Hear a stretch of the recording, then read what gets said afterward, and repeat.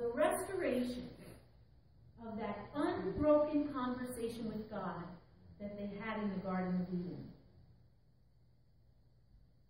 Because now, because Jesus died, rose from the dead, ascended into heaven, and then he sent the Holy Spirit. And now as believers, we have the indwelling of the Holy Spirit. And we're not like in the Old Testament days anymore, because we have that presence of God with us. Now, I have news for you. For a long, long time, I was like, whoa, this is great. This is all I need. Jesus is with me. I've got the Holy Spirit. I can talk to God whenever I need. He can talk to me whenever he can get my attention. Whenever he can get my attention. He needs to have my attention more. But, you see, Jesus told the disciple that it was good for him to go away back to the Father. Because his arrival, his walking on earth, was not the final act. It was the turning point. It was the turning point in how we can reconnect to God, how he wants to draw us back to himself. Think about how wonderful it is to have the Holy Spirit with you. Like I said, I thought that was the end-all and be-all. The Holy Spirit's with me.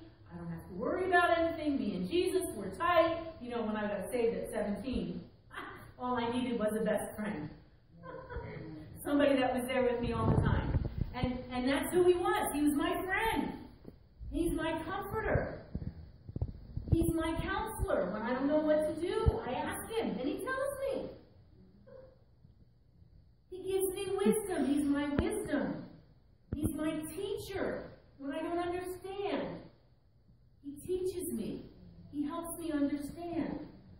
He's my guide. Lord, what do you need me to do in this decision I'm facing? And then he gives me peace about a decision, about a course of action. And I know it's the right thing.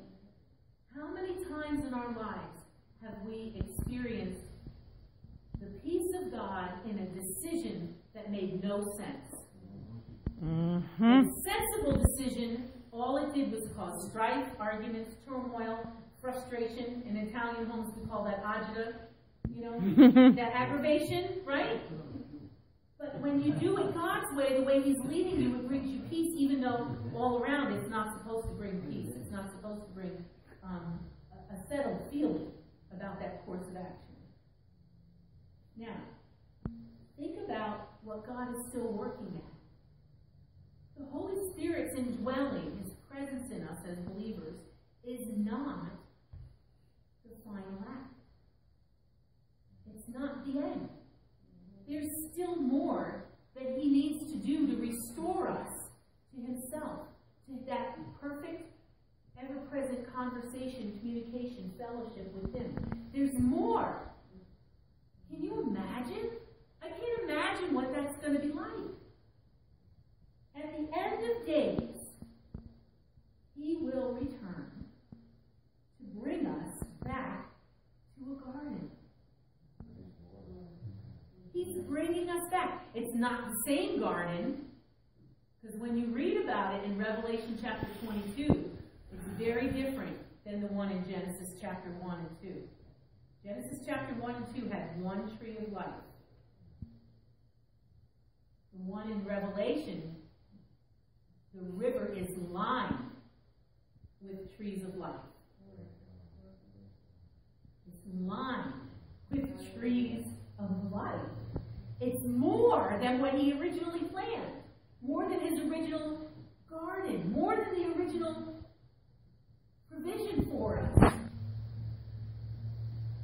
It's a place where we will know his presence and have that conversation with him so much more deeply than we can imagine.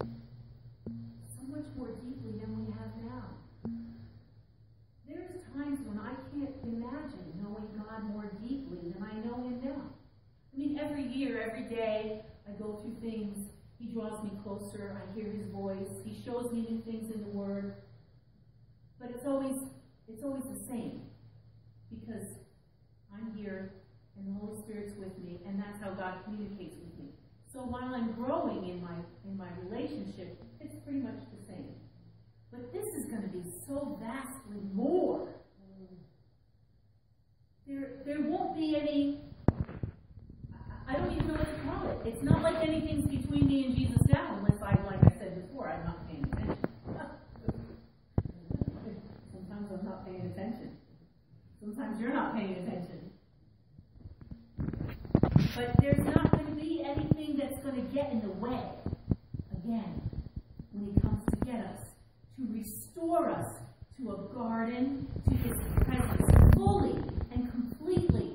We will be back in that same communion with God that Adam and Eve had. And nothing will break it. Let me read to you from Revelation chapter 22. God himself is orchestrating this restoration. He's orchestrating it. He's making it happen. There isn't anything that's going to stop it because God's doing it. And last I checked, nobody can stop God. They may want to. They may try. But they can't. And God is bringing it so that we will be restored to that relationship with him fully and completely. A new garden, a different garden, a better garden. Revelation chapter 22. Then the angel showed me the river of the water of life, as clear as crystal, flowing from the throne of God and of the Lamb, down the middle of the great street of the city.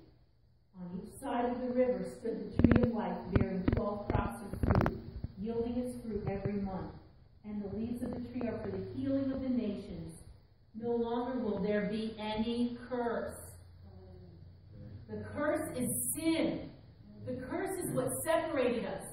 The curse is why I have cancer. The curse is why people die of Alzheimer's.